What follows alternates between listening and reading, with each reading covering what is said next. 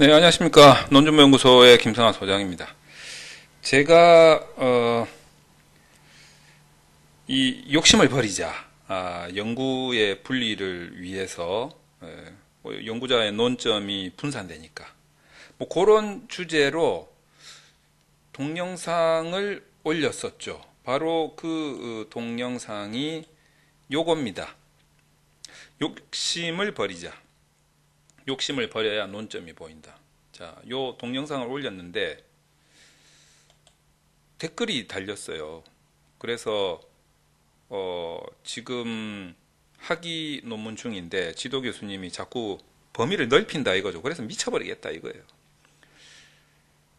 그럴 때 이 연구 범위를 적절히 낮추는 대화의 노하우를 좀 알려달라. 그래서 제가 다시 동영상으로 만들어서 설명을 해드리겠습니다. 라고 댓글을 남겼습니다. 자, 그 부분을 제가 좀 설명을 드리려고 지금 다시 녹화를 하기 시작했습니다. 자, 그래서 이 부분에 사실 제가 아까 그 동영상을 올려놓고 아까 보여드렸던 그 욕심을 버리자 그 동영상을 올려놓고 내가 이거를 설명을 했었어야 되는데 이 부분을 제가 설명을 안 했구나 라고 느낀 점이 있었어요.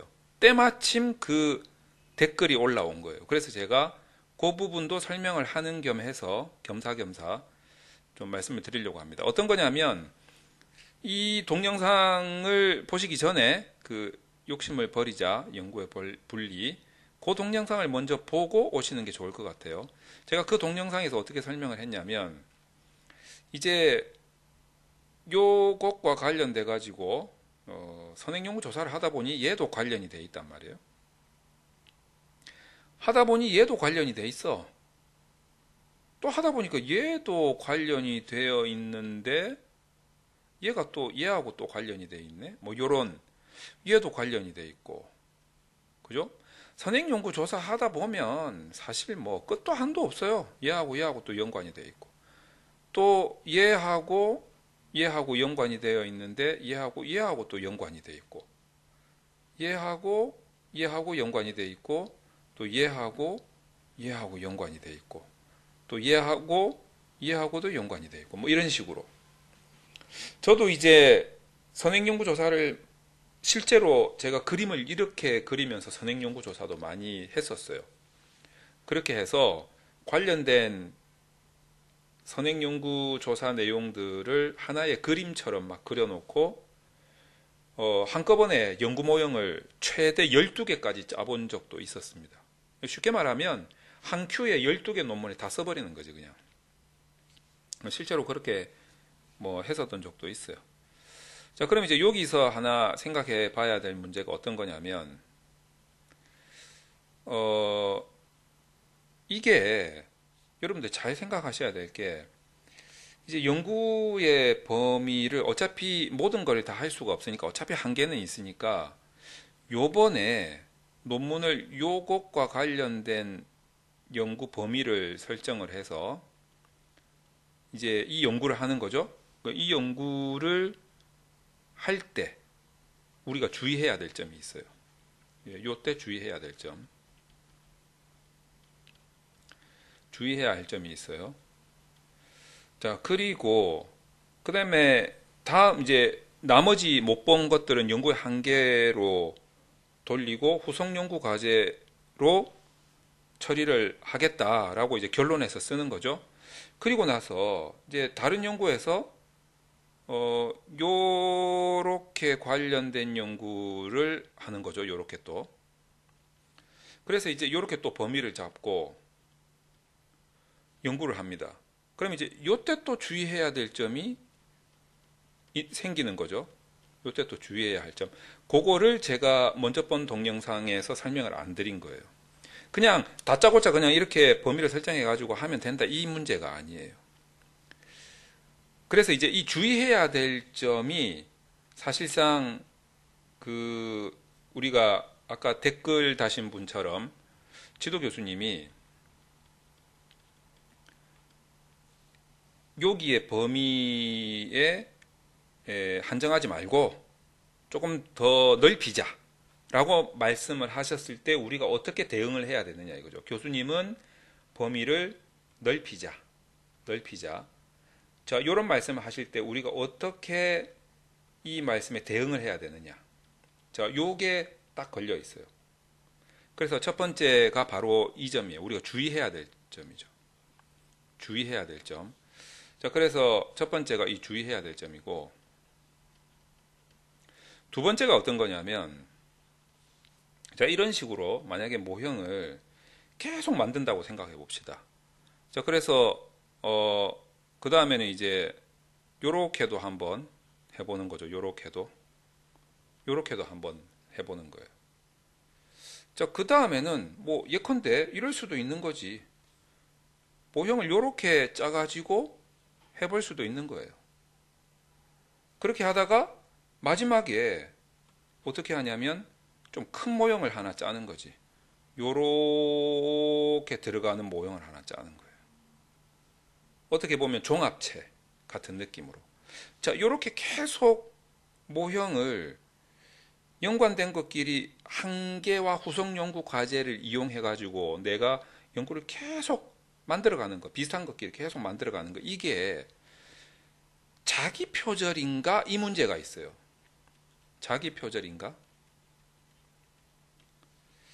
이 문제가 하나가 있다라는 거예요. 그리고 이제 실질적으로 요게 지금 제일 마지막에 하려고 하는 연구인데, 이 연구를 위한 선행 연구로서 이 연구도 있고 이 연구도 있고 지금 이 연구도 있고 이 연구도 있는 거예요. 이것들이 하나의 내 큰 연구의 연구를 위한 선행 연구격이 되는 거죠. 선행 연구의 역할을 하게 되는 거죠. 자, 이랬을 때 이 선행 연구의 역할을 하는 것이 어떻게 보면 이 연구를 위한 단편적인 연구들의 과정이었던 거죠. 그러면 얘네들을 실질적으로 어떤 대학에서는 여러분들 이런 논문 보신 적이 아마 있을 거예요. 박사 논문인데 이 안에 뭐 연구 1, 연구 2, 연구 3 이런 식으로 하나의 논문 안에 연구가 한 3개가 이렇게 줄줄이 사탕으로 엮여 있는 이런 논문을 보신 적이 있을 거예요. 저는 많이 봤거든요. 자, 이런 것들이 사실 여기에 해당할 수도 있는 거다. 자, 그러면 자, 어쨌든 이런 논문들이 자기 표절에 해당되는가? 자, 요것을 한번 생각해 볼 필요가 있어요. 자, 첫 번째부터 한번 설명을 드리도록 하겠습니다. 우선은 이제 이 범위를 선정할 때 우리가 주의해야 될 점에 대해서 제가 설명을 드릴 텐데, 자, 그냥 내가 다시 한번 파란색으로 자, 굵게 해가지고 자, 이 모형을 선정을 이제 해보겠다. 자, 이거를 연구를 할 거야. 내가 범위로 짜가지고. 이때 뭘 주의해야 하냐면 이 관계를 검증했던, 이미 증명했던 선행 연구가 있어야 되겠습니까? 없어야 되겠습니까? 없어야 되겠죠. 여러분이 찾지를 못해야 된다는 거예요. 그러니까 이 단편적인 관계에 대해서는 연구한 적이 있으나 얘네들을 하나의 연구 범위로 해서 내가 원하는 대상에 적용시킨 그런 선행 연구가 이미 나와 있으면 안 된다는 거죠. 다시 말해서 이 자체로서 선행 연구와 차별화되어 있는지 이 부분을 지도 교수님한테 납득시킬 수 있으면 된다라는 거예요. 자, 그러면 여기에서 되게 애매한 부분이 생겨요. 만약에 지도 교수님이 이 정도 선행 연구와 차별화된 것으로는 나는 학술적 가치를 인정할 수 없을 것 같은데 라고 대답하시면 이것도 난감해지는 거예요.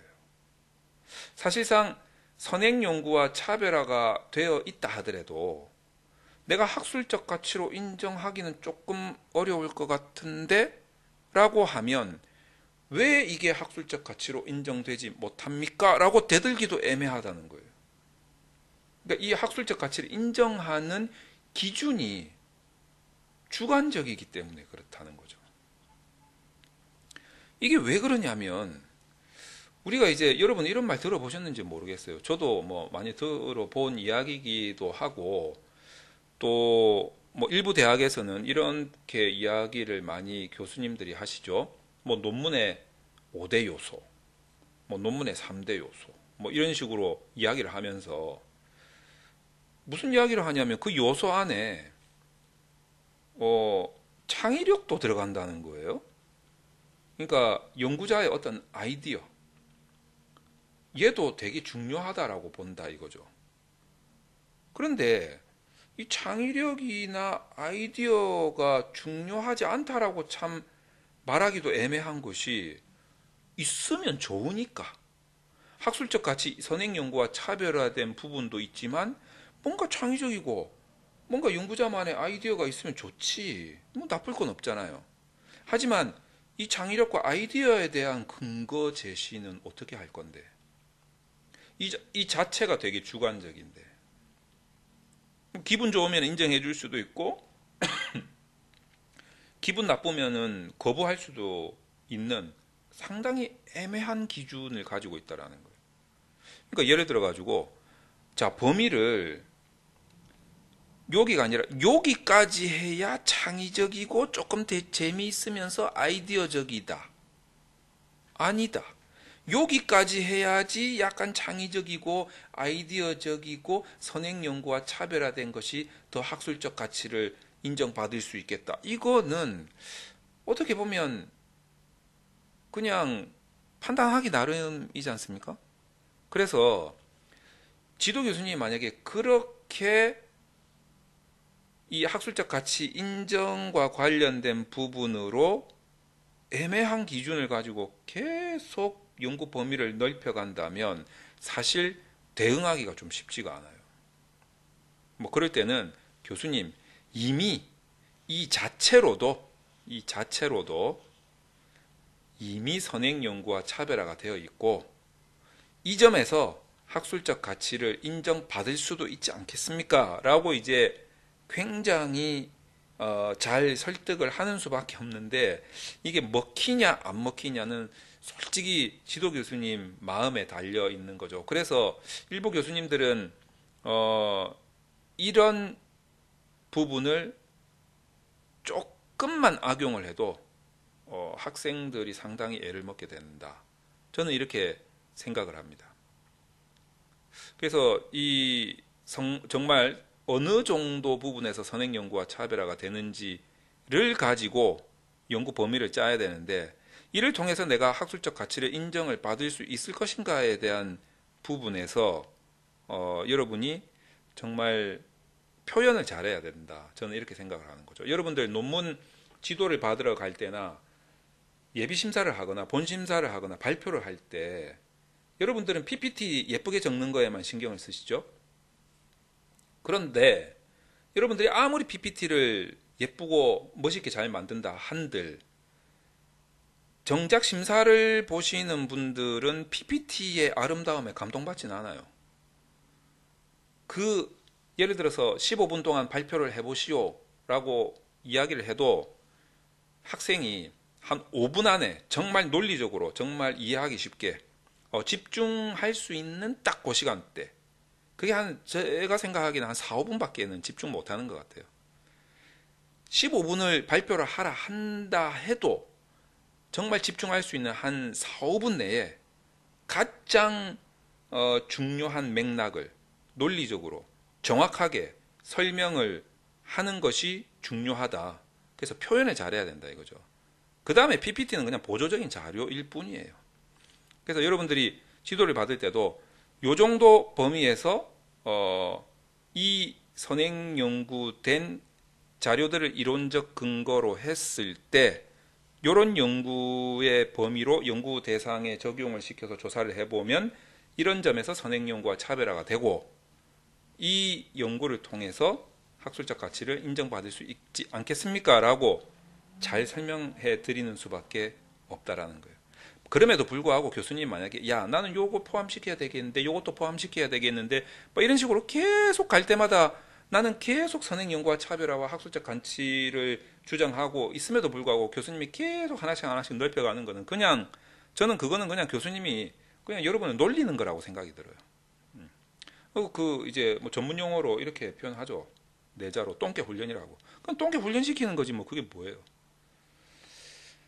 그래서 이제 교수님도 이제 적당하게 어느 정도 차별화가 됐고 학술적 가치가 요 정도면 인정될 수 있다라고 하면 이제 학생이잖아요. 일단 대학원에서는.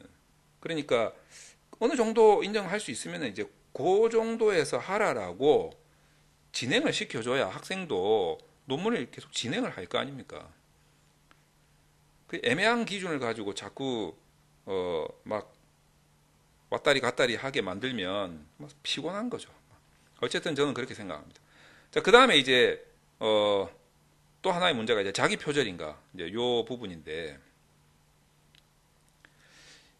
이게 여러분들 그 처음에 연구에 설계를 할 때 제가 뭐 이런 말씀 을 한번 드린 적이 있어요. 그 유튜브 동영상에서 특히 이제 박사과정 진학하시는 분들 있잖아요. 이분들이라든가 아니면 이제 내가 뭐 박사 이후에 뭐 내가 교수인데 연구 실적을 막 내야 된다 이거죠. 뭐 그런 분들인 경우에 특히 이제 제가 박사과정에 대해서만 설명을 드리자면 이분들 처음에 딱 들어가자마자 제가 좀 이렇게 안 좋은 표현을 하자면 하는 짓거리가 뭐냐면 그냥 어떻게든 그냥 그 학부에 가가지고 뭐 강의 자리 하나 받아가가지고 예, 그 교수님 소리 한번 들어 강의 자리 하나 받아가지고 교수님 소리 하나 들어보는 걸 뭐 평생 소원으로 이제 생각하고 박사과정 들어가시는 모르겠어요. 이 강의 시수에 도움이 돼가지고 뭐 나중에 본인이 하시는 거에 도움이 될지는 모르겠는데 저는 이제 뭐 박사과정에 들어가서 뭐 강의를 한다. 뭐 명함을 파고 돌아다니면서 아직 박사학위 받지도 않은 사람들끼리 아이고 박사님 이러면서 돌아다닌다. 뭐 이런 거보다는 여기에 너무 목매하지 말고 그냥 박사과정 들어갔을 때 어쨌든 학위 논문 심사 청구 자격 조건으로 학회에 보통 뭐 어떤 학교는 한 편, 어떤 학교는 뭐 두 편, 또 어떤 학교는 이 두 편인데 얘네들을 뭐 하나는 또 뭐 SCI나 뭐 SSCI급 뭐 그러니까 국제학술지에 뭐 게재를 해야 된다는 등 뭐 KCI급 이상에 해야 된다는 등 이런 조건들이 막 있잖아요. 규정들이. 그러니까 어쨌든 이제 한 두 편 쓴다고 치자 이거예요. 그렇다고 두 편 쓰면은 남들 다 두 편 쓰는데 나도 두 편 쓴다? 뭐 그거보다는 학기마다 한 편씩 써서 한 세네 편 정도 뭐 한 네 편 쓴다라고 생각을 하신다면 박사과정 마지막에 이제 한 편 합해서 뭐 예를 들어서 한 네다섯 편 쓴다 계획을 딱 하고 들어가서 자 1학기 때 한 편, 2학기 때 또 한 편, 3학기 때 한 편, 4학기 때 한 편, 뭐 5학기 때 뭐 박사 논문을 쓴다 예를 들어서 한다면 일단 이 박사 논문이 그래도 양이 많을 거 아니에요. 일단 양이 많으려면 모형이 좀 클 수밖에 없는 거지. 그러니까 모형이 크고 양이 많다고 해서 뭐 좋은 논문이고 이런 건 아니에요. 예, 이런 건 아닌데 대부분 보면 이제 학위 논문은 페이지가 좀 많아야 되니까 뭐 이것저것 설명할 게 많잖아. 그러니까 일부러 박사학위 논문을 모형을 좀 크게 잡는다고. 크게. 뭐 이렇게 크게 잡는다고.